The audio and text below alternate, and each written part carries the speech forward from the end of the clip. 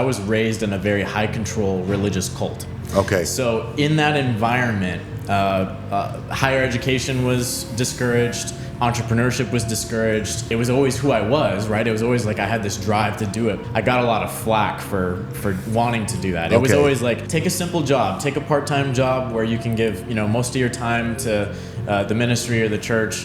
And in that environment, it was a lot more things than, traditional ministry. And especially because I got married very young, I was doing something that I was telling myself was the right thing to do, the safe thing to do, the responsible thing to do, but it was not who I was. And so it was a lot of abandoning my true self back then. I'm miserable. All of my time is spent giving to the job. I'm barely making ends meet as it is. She was working like a part-time barista job just to help out because I still was barely making ends meet. And I was just like, I can't do this. Everyone can start to be an entrepreneur. That's really easy. But it's the break-even point. When do you get a chance to stop your current job, if you don't have any money to start your business, to run a business, and then to make that business your main source of income? People who come from a family of money or their business was handed over from their family, when they receive hardship, they have no backbone to go back on. Like, if I were to lose this, I could remake this in 3 months. I could have $0 and in 3 or 6 months I'd have a building again and I'd be able to go because I have 100%. that foundation and I've let go of the fear. Don't ever attach yourself to a person, a place, a company, an organization, or a project. Mm-hmm. Attach yourself to a mission, a calling, a purpose only. That's how you keep your power and peace.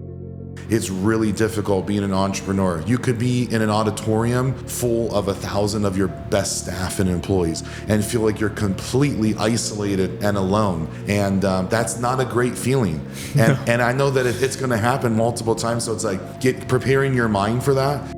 You'll go and watch porn for 5 minutes, but you won't.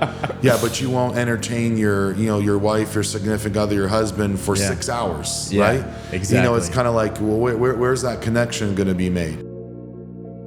All right, welcome to the Project Wellbeing Podcast, where we explore health, performance, and the tools to optimize your life. I'm your host, Sean Freitas, and today we're diving into the topic that affects all of us, mental health. Joining me today is entrepreneur Sam Holmes. Sam has had incredible success in business, but we all know success doesn't come without challenges, both external and internal.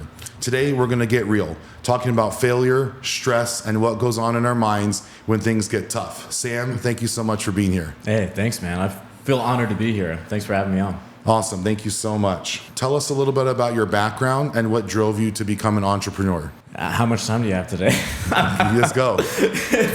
That's a long story. Well, let's go back to the beginning. I've always kind of had an entrepreneurial drive ever since I was a little kid. I remember being 10 years old and just wanting to go out and find a way to make money already. Okay. Even though my concept of money was, wasn't really there yet. Yes. I started like a little dog walking business when I was 10, just knocking on doors. Like, I was like thinking, man, I'm walking a dog anyway. Like, I might as well get paid for it. What if I could get people to pay me in the neighborhood to do it? Yeah. And, so small idea, but actually it grew and ended up like becoming a franchise, like branched out. I was like, man, I can have kids in the neighborhood walking dogs under my name, and I'll give them a percentage, and they'll give me a cut. And so we were able to like grow and grow and grow. I ended up having that business till I was almost 20 years old. That's amazing. So ever since I was really young, I've just kind of had that way of looking at the world. Because of that, school was really hard for me. Like growing up, I felt like being in high school was such a waste of time. Okay. Like I'm just like, I kept thinking like, man, I could be out hustling right now making money. It was really hard for me to sit in algebra class and be like, how am I going to practically use this, to make money? Because of that, I was very motivated to get out of school quickly. So I ended up graduating when I was 15. Okay. I just took as many elective credits as I possibly could to skip grades and get out as fast as possible. I've just always had that drive. There's been a few times over the years where I have had like a traditional 9-to-5 job, and they never last long. I was always miserable, miserable. And what made you stop entrepreneurship and then go back to a 9-to-5? Excellent question. So part of my background. So let's start there. I was raised in a very high control religious cult. Okay. So in that environment, higher education was discouraged. Entrepreneurship was discouraged. It was always who I was, right? It was always like I had this drive to do it, but I got a lot of flack for wanting to do that. It was always like, take a simple job, take a part-time job where you can give, most of your time to the ministry or the church. And in that environment, it was a lot more things than, traditional ministry. And so it was really that influence, because all of the people that were in my life growing up, especially at a very young age, were always encouraging me to do the safe thing, get the job and, get the health insurance. And especially because I got married very young. Okay. Especially after I got married, it was like, no, you need to be stable and get this job that has benefits and all this stuff. So I was so caught up in that environment being legitimately, to me at the time, what felt like right or wrong. Yes. As opposed to, like, I wasn't really given the option in that environment to be like, this is what I want to pursue in life. It was like, no, this is the right option, this is the wrong option. And if you're going to be a good person in that cult, or a good person in that religion, this is what you do. And so that really messed with me. I had a lot of cognitive dissonance over the years, because I was doing something that I was telling myself was the right thing to do, the safe thing to do, the responsible thing to do, but it was not who I was. And so it was a lot of abandoning my true self back then. So that's really why. I graduated high school, and I got married, took a job actually as an electrician. One of the electives I had taken was construction electricity in high school. And so I went into the IBW, started a apprenticeship. Man, I was a few weeks into that, and I was just like, I'm miserable. I am absolutely miserable. I'm like commuting to work every day, clocking in, listening to these guys who have been doing it for 30 years, and they're like bragging about, making $1,000 a week paychecks. Isn't that amazing? Like 30 years, your experience has been the same. Yeah. I just think that there is so much more in life, but like you're right, it requires you to take risks. I think that for me, even recently, I feel like I've just broke through my chains, because I used to be so afraid of like being successful or taking risks, and like, man, building this, everyone would talk shit to me and Heidi, saying that this would never, this would never work out.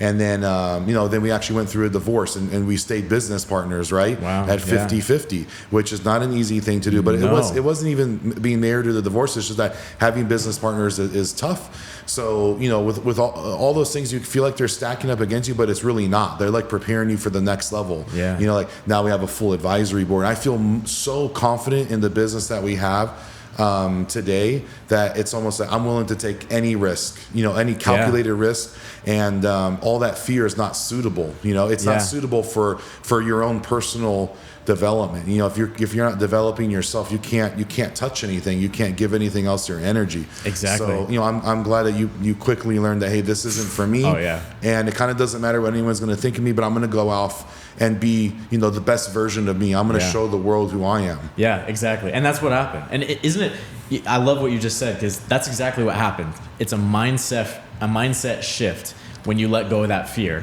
and when you start to realize that risk equals value. Yes. And without risk, there's generally no value. Every good thing. In fact, I just got a tattoo on my chest a few months ago, and it's really because of that. And it says "not without risk," and it's because every good thing that I've achieved in my life, I mean, relationships, business, everything has come with risk. It's all come with risk. And so it's like you got to get comfortable in the frying pan, but you realize that that's what can take you to the next level. And so back then, that's what happened to me. I literally lasted a few weeks in that 9-to-5 environment, and I came home and told my wife, I'm like, look, I'm miserable. All of my time is spent giving to the job. I'm barely making ends meet as it is.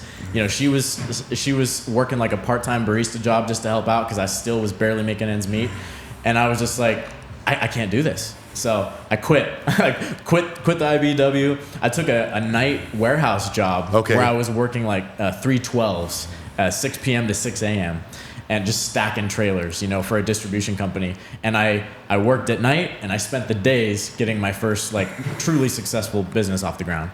and it was a grind. You know, I was exhausted. I was tired. I was Yes. like, I'd work all night. I'd get up in the Yes. morning, take like a 2-hour nap, and then I'd go out and hustle, knock on doors, try to get clients.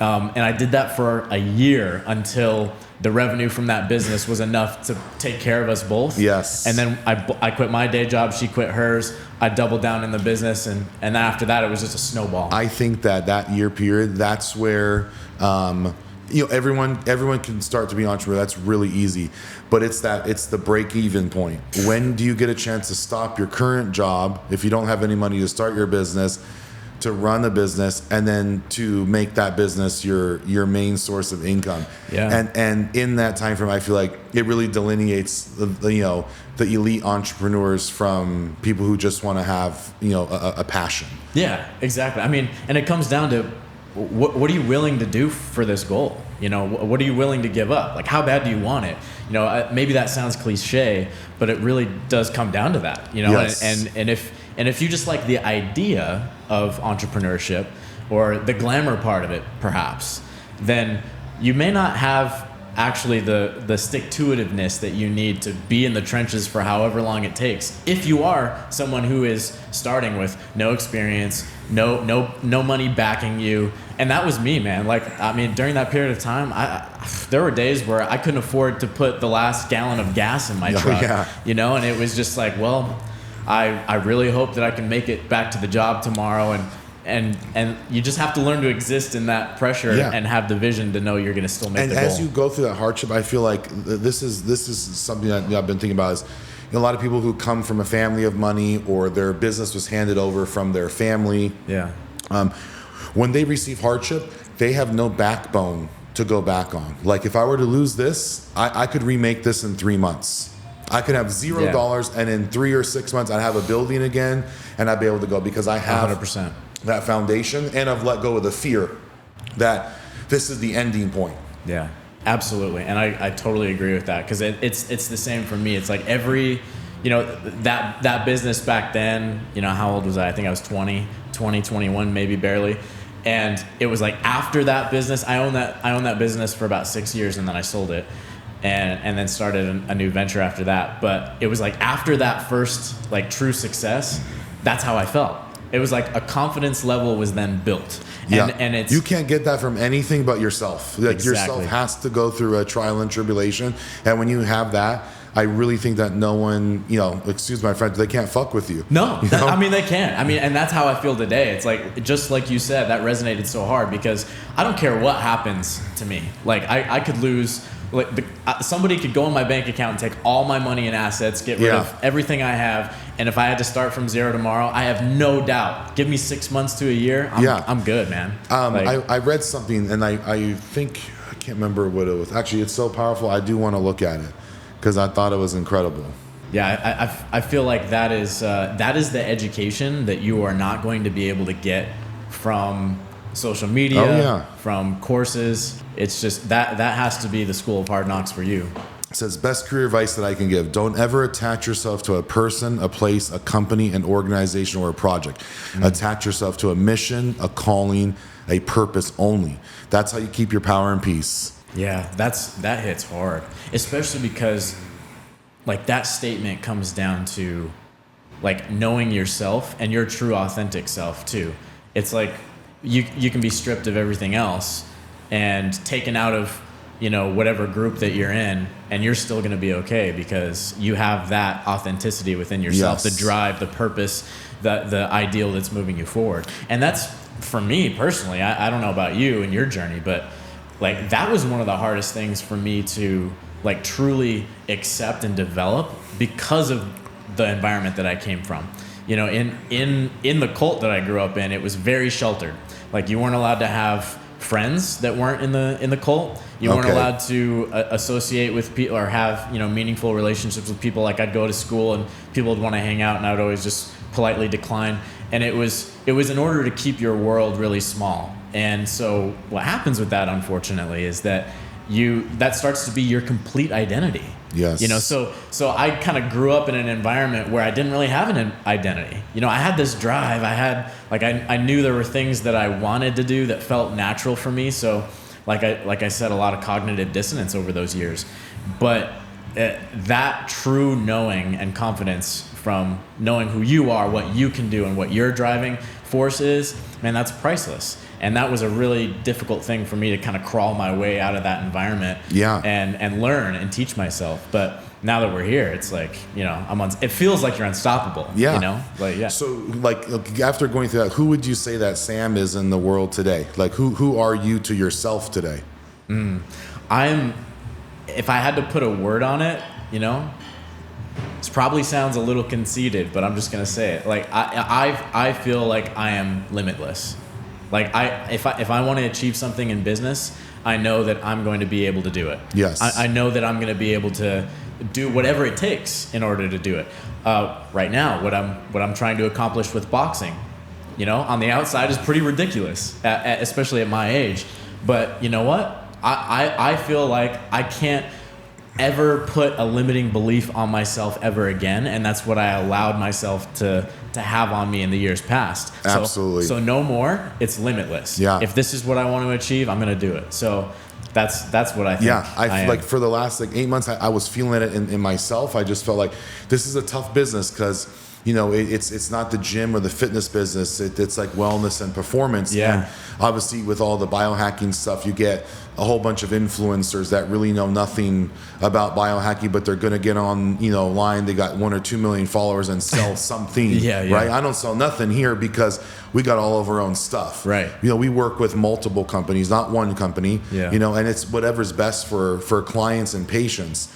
And I felt myself almost stuck in a container where I had no voice. And I went to this conference and actually a phenomenal dinner of like 30 of some of the top people in the industry, nice. Making big moves. And it actually inspired me again. It like lit a fire back in me, like, okay, this is what we're doing this for, is to build this podium. But when you're so close to it where you can't see it, like it's so important to find a little hierarchy so you can kind of look down at what you're doing. And and it really reignited my spirit, like as an entrepreneur, for sure, when people say it's not for everyone, what I caution them the most is how much mental resiliency do you have, and at times are you willing to give parts of yourself that you may not get back to someone else or something else. And I didn't even know what that meant, and that would be my advice for entrepreneurs is, are you willing to give little parts of yourself that you may not get back again? Obviously they're going to get filled with something else, but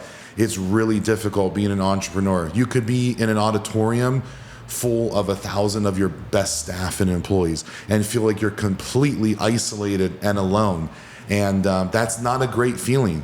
And I know that it's going to happen multiple times. So it's like preparing your mind for that, which is, I love that you're doing boxing because it's a solo one-on-one journey.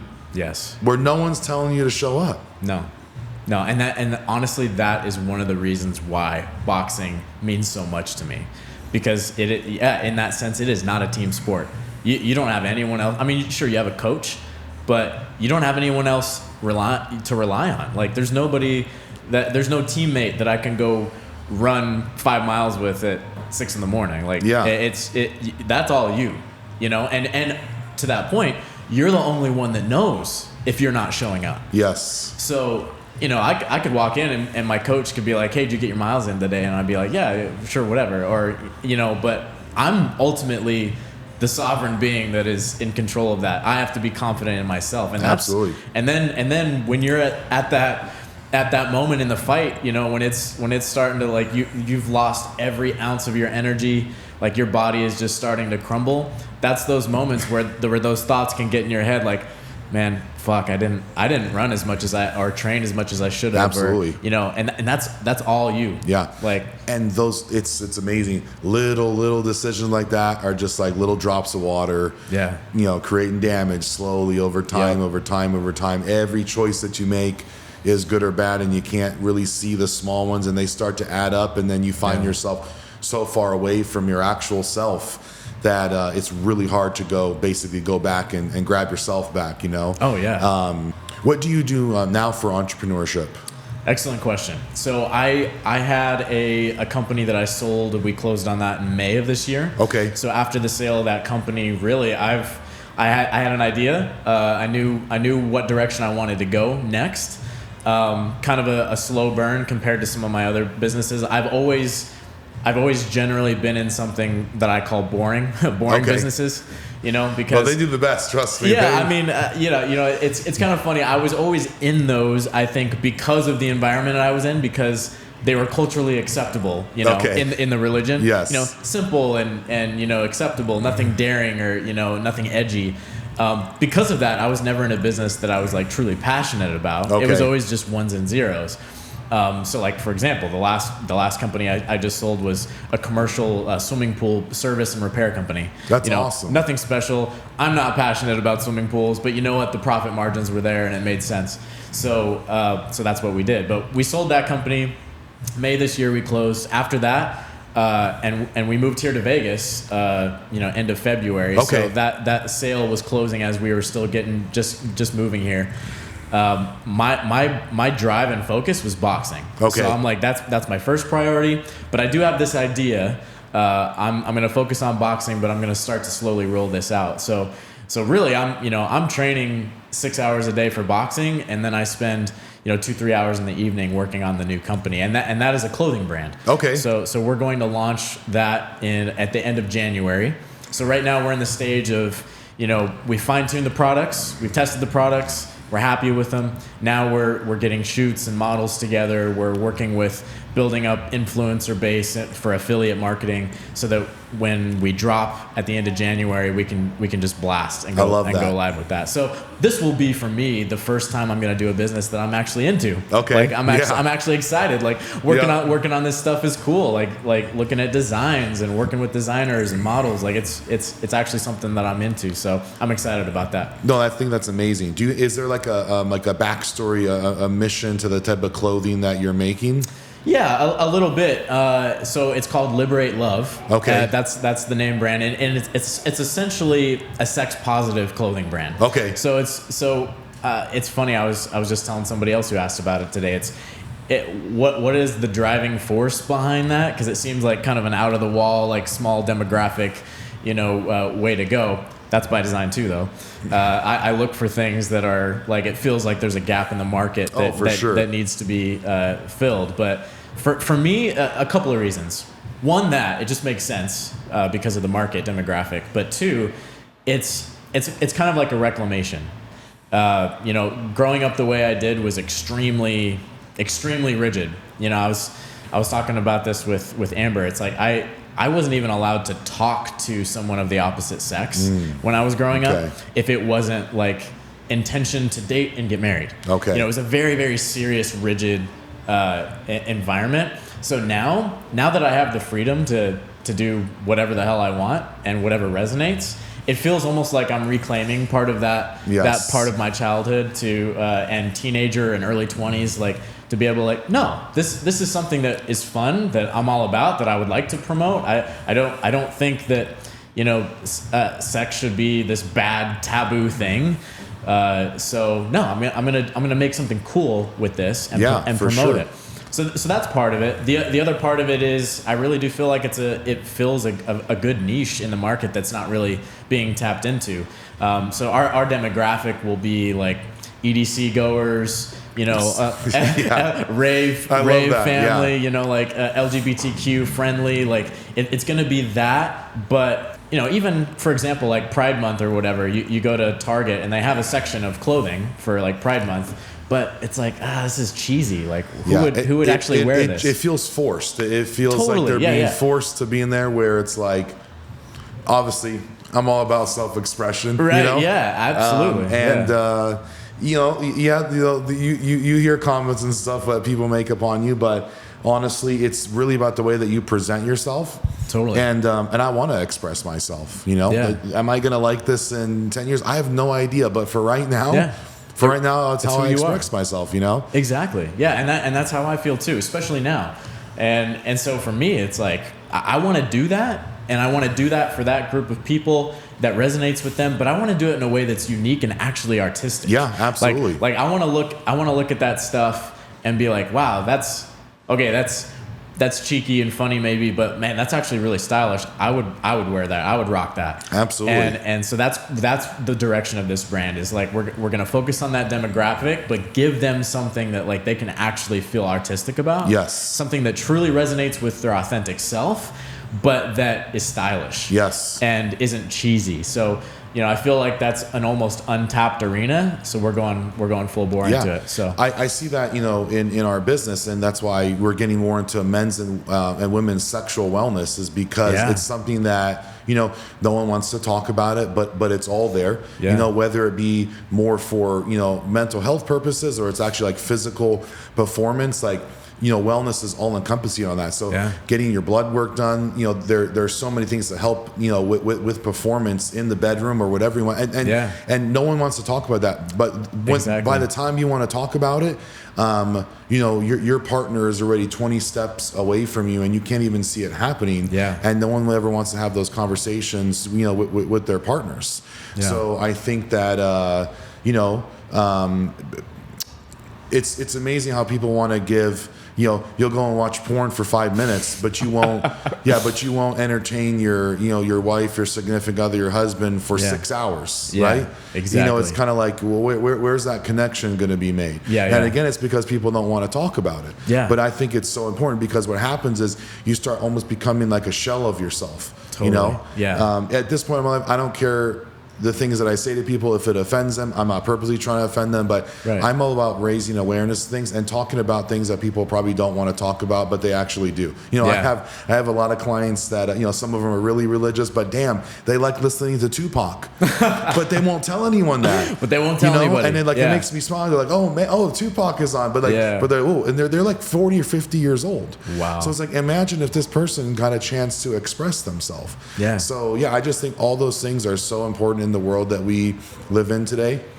And we got to learn how to be more vocalized. People need a lot of help, but honestly, just through talking, I feel it helps with a lot of things. Yeah, that's what I was going to say. I feel like communication is the gateway. So for whatever reason, like I love the fact that with like your entire brand is just raising awareness, because that super resonates with me, because I think that is like the beginning stage of the problems in so many different arenas, is that people don't openly communicate, authentically communicate. There's so many things that, whether it's, the way we were raised, our upbringing, or even just normal societal, norms that kind of weave their way into our thinking. Absolutely.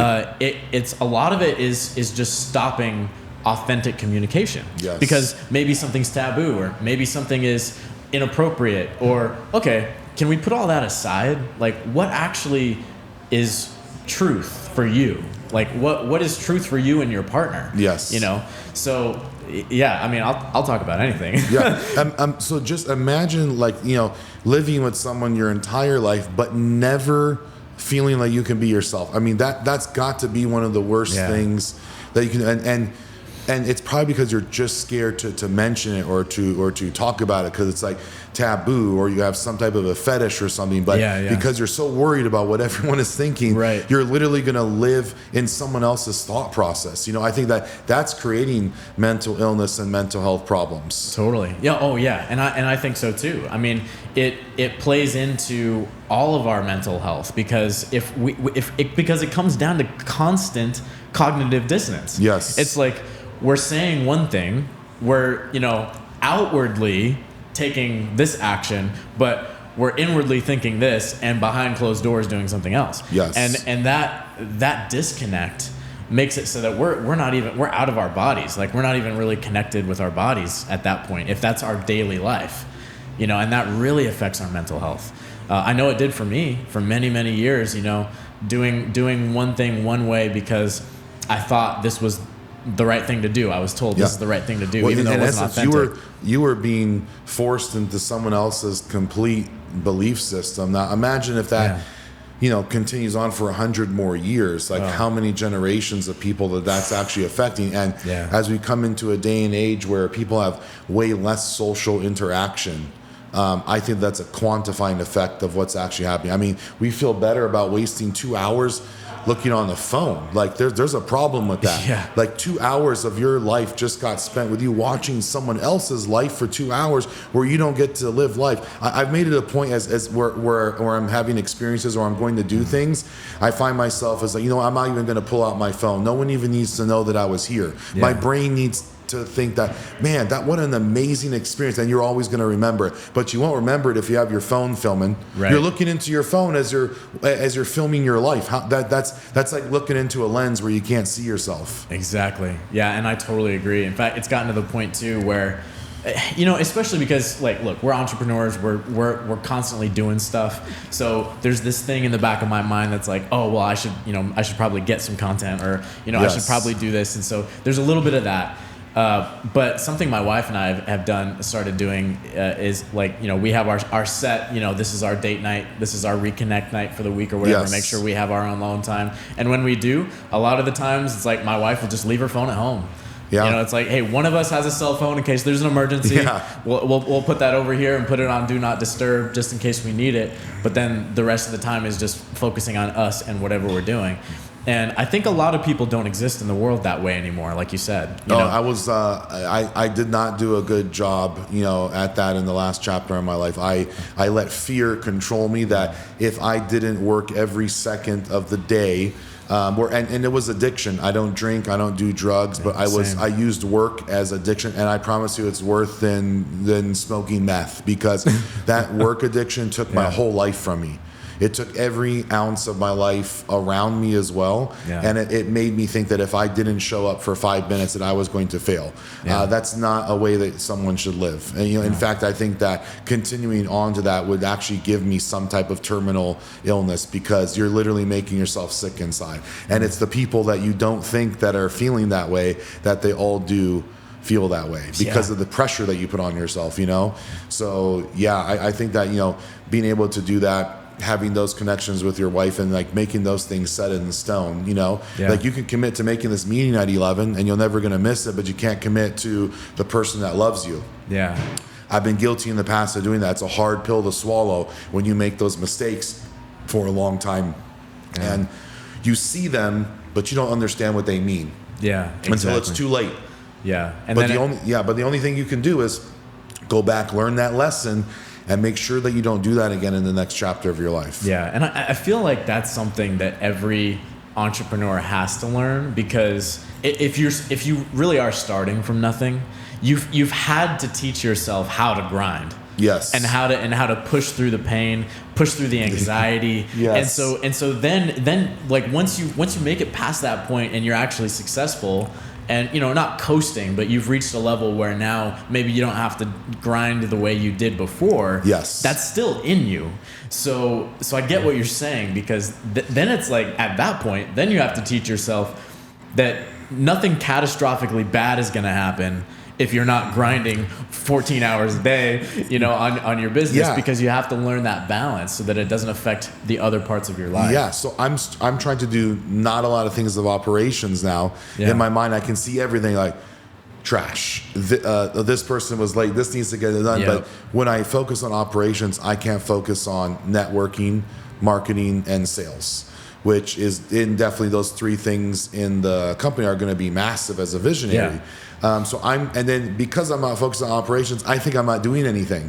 When I've been busier the last 4 days and I've just been entertaining and networking with people, but I just thought, damn, you didn't get anything done. There was like no tangible tasks to check off. Yeah. But I realized that I earned that right for 10 years. I did every operation. I'll still clean the toilet. It doesn't matter. Yep. But these big ticket items that require a lot more nurturing time. And what I found is you're focused on all this operational stuff, you just strip yourself from your creativity because you're exhausted. Yeah. So the second that you have a chance to put that off onto someone else's plate or get an employee or hire an assistant so you can focus on being creative, I feel like that's where like the magic happens in the company. Oh yeah, absolutely. And for me, like that's what the goal is with this clothing brand, because that is a hard learned lesson in every one of my other businesses, which is like the burnout is real. Yes. Because delegation was a very hard thing for me.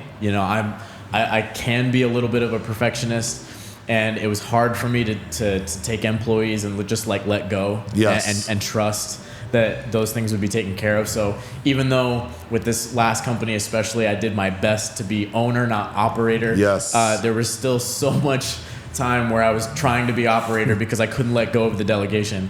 And with this company, I'm taking those lessons and I'm applying it. I'm with this company right off the bat. I will not be operations. And largely we're going to be online. So virtual assistants are helping with that. AI has actually made huge inroads since the last company. So like that is going to help. But my goal is to not be ruled by my phone, to not be ruled by the hundreds of emails coming in every day. And to be able to have systems in place so that, like you said, I can focus on the most important part, which is moving the brand forward, which comes down to marketing and networking. And those are the things that I'm passionate about anyway. And, I'm sure you are too. Like those are the things that tend to fuel us and ignite us and want us to move bigger and better anyway. Yeah. That's why I wanted to make this a priority in my week, because now I get to talk to other entrepreneurs and share probably the same experiences that you can't tell your friends or anything else, because they don't understand. They don't understand pressures like that, especially the pressure that you put on yourself. So I'm like, okay, this is a really healthy way on how to live life when you get to talk to like-minded people and they get to share, their experiences. And so going back to entrepreneurship, how, has your health and wellness, been affected by entrepreneurship, and how important is that to you as you move forward now? I think that's a lesson that it's an evolving lesson that I've had to learn, because in years past I didn't prioritize it, and I had way more stress and anxiety than I do now. Okay. And it's because I didn't prioritize health and wellness. That was a kind of another thing too, in the cult environment that I grew up in, that people were very unhealthy. It was kind of just not part of the culture it was like, oh well, one day we'll be perfect, and so we'll worry about that later. It wasn't take care of this body here and now in this life. Okay. And so during that time, I'm building businesses, and I'm just stressed. I'm just stressed, man. And I'm just like, my sleep was bad. I'm like mid to late 20s, and I am today in the best shape that I've ever been in my life. Like, I sleep better. I have way less stress, way less anxiety than I ever did in my teenage years or 20s even. And it's because of what I'm prioritizing with health and wellness now that I didn't back then. And so it's definitely a lesson that I've had to learn. But, I feel like my physical routine and my mental routine now make it so that I honestly don't really feel like I have stress or anxiety in life at all anymore. Like, I can't categorize it that way, the way that it used to affect me. And part of that comes down to being here at Project Wellbeing. So thanks to you. I love that we have a facility like this in Vegas that I can take advantage of, because so much of my daily routine, especially even simple things like sauna every day, is such a huge thing for my mental health. I do the sauna every day. Sometimes I'm in there a little longer than I probably should be. Probably shouldn't be telling you that. but for me, it's obviously a lot of physical benefits, right? But my philosophy and what I know has worked for me to manage stress and entrepreneurship and whatever else I have going on in life is to really manage it with the body. Yes. So for me, something as simple as running every day and doing the sauna every day, even though that sounds simple, for me it's like putting my body in moments of stress to allow my mind the time to practice managing it. Absolutely. And so when other stresses in life pop up, it's no big deal. So for example, every day go do the sauna, get in the high heat Finnish sauna here, almost 200 degrees. The first time you do that, 20 minutes rolls around and all you can think about is getting on the other side of that door into the cool air, Yep. But I can just sit there and like I did this the first few times. Just like sat down, just deep breathe. No, I can be in here as long as I want to be in here. Absolutely. I'm in complete control of this. And you just push it a few more minutes or something. Yeah. And now it's like, now I have to remind myself to get out. Yeah. Because I could just sit in there for an hour.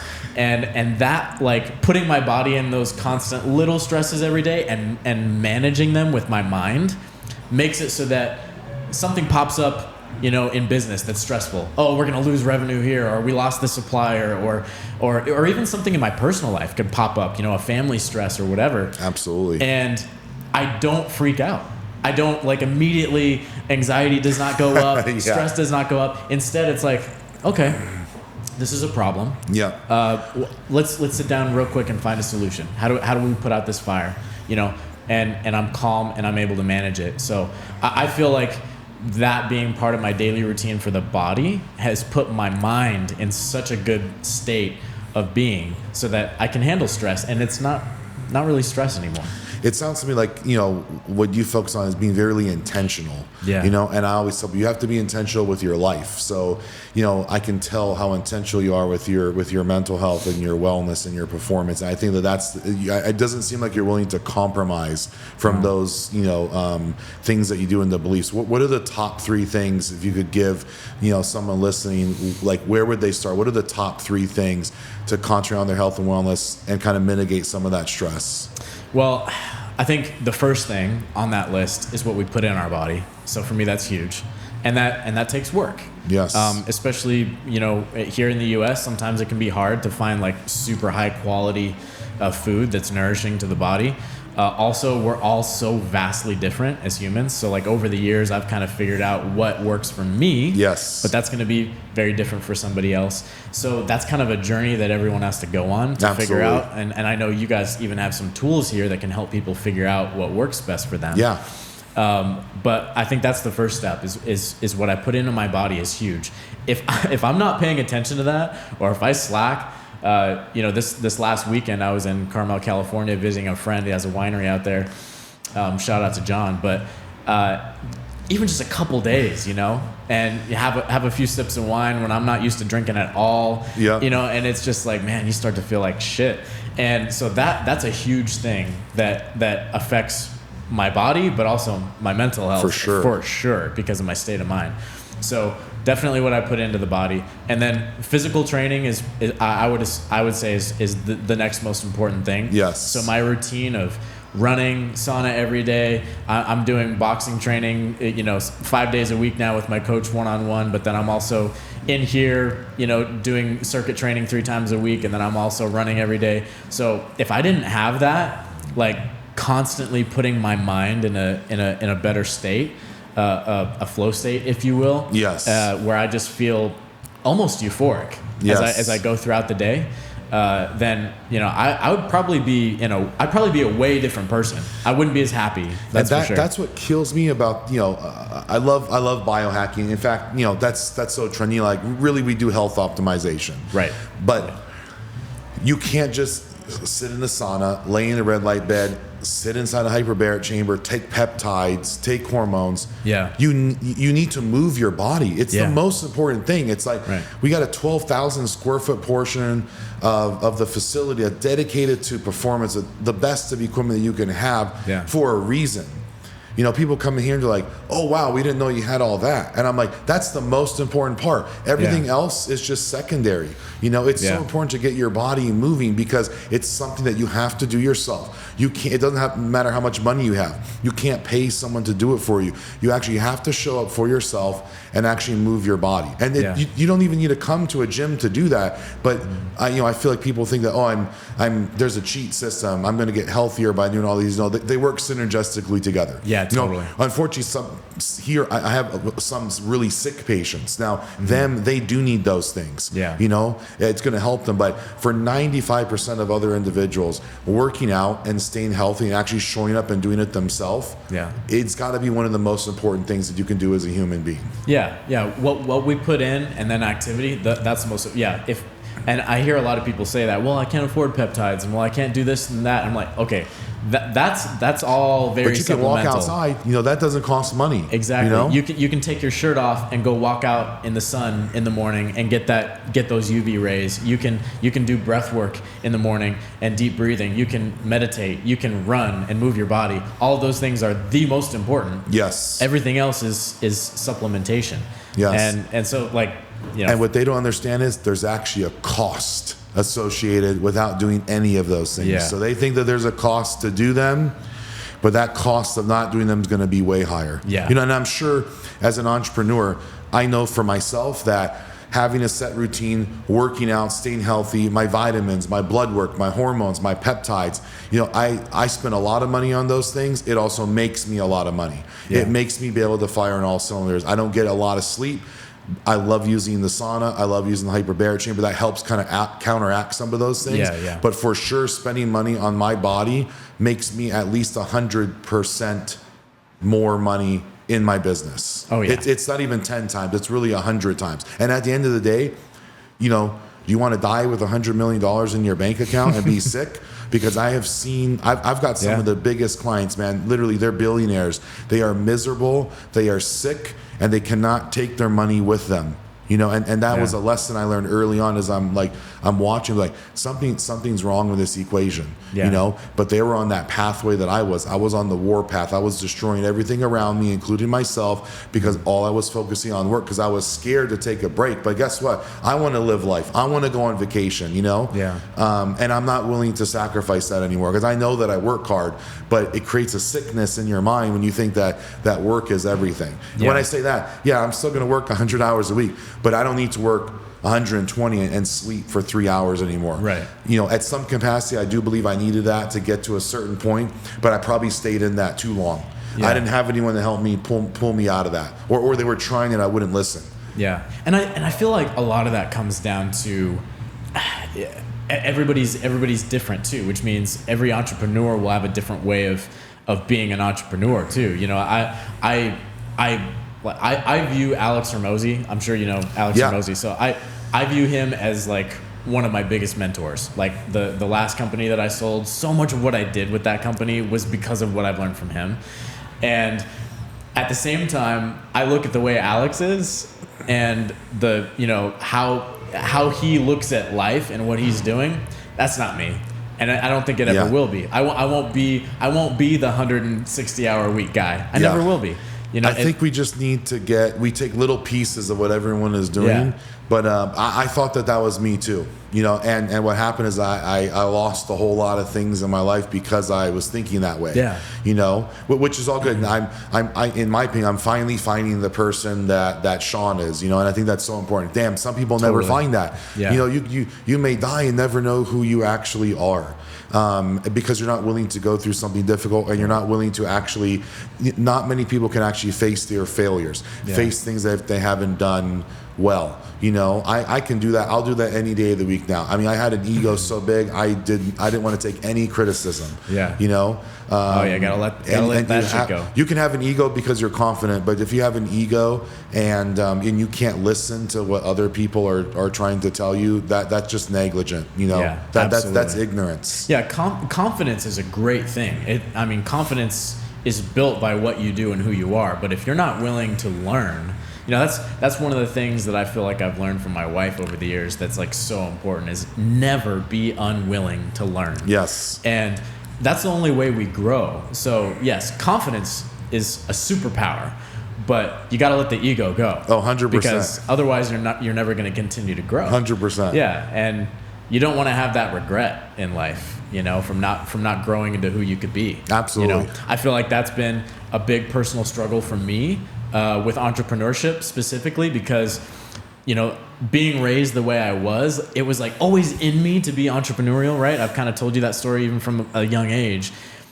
But man, I look back and I'm like, gosh, if I hadn't had that influence, tamping me down and saying, no, keep it small, keep it simple, and don't do anything that would be construed as crazy or out there. Sometimes I look back and I'm like, man, if I knew what I know now, and if I didn't have any of those limits imposed on me, gosh, by the time I was 25, do you know where I would be? It'd be insane. And so here I am, 34, and I'm like, okay, well, I can't let that regret stop me from doing the bigger and the better things that I envision for my life, which comes down to why I'm boxing. I meet a lot of guys even in the boxing gym that it's like, oh wow, you're starting this at like 33. Oh yeah, I think that's awesome, man. Seriously, you intend to do a pro fight next year. Oh, okay, cool. I'm like, hey man, I don't want to be 75 and look back and be like, man, I wonder if I could have made it. Yes. I wonder if I could have gotten to that point. That produces fear in my life. That's real fear, and that's not something that that I want to have to face, is that I didn't live up to my own expectations and my level of performance. So I think the takeaway today is, obviously being an entrepreneur is definitely not easy. Breaking through the chains of the way that that you grow up and facing childhood trauma, I think is so important. And I definitely learned that you're going to face it for your whole life. Like you can't just get rid of it. And mental health, performance, sexual, all those things are so important. So I'm so thankful that you shared some of your story. I'd love to have you on here again. I think we just scratched the surface. Again, Sam, thank you so much for being on again. And where can they grab your clothing? Yeah, so we don't go live until the end of January, but liberatelove.store. Awesome. So we're online. If you want to follow us on Instagram, it's Liberate Love Store on Instagram. And then if you want to follow my socials, my boxing name is Leave No Witnesses. So Samuel Leave No Witnesses Holmes. So all my socials are No Witness Left. So, I love that. Yeah, so check me out on there and we'll connect. All right, thank you so much, man. Thanks so much for having me, man. Appreciate you too.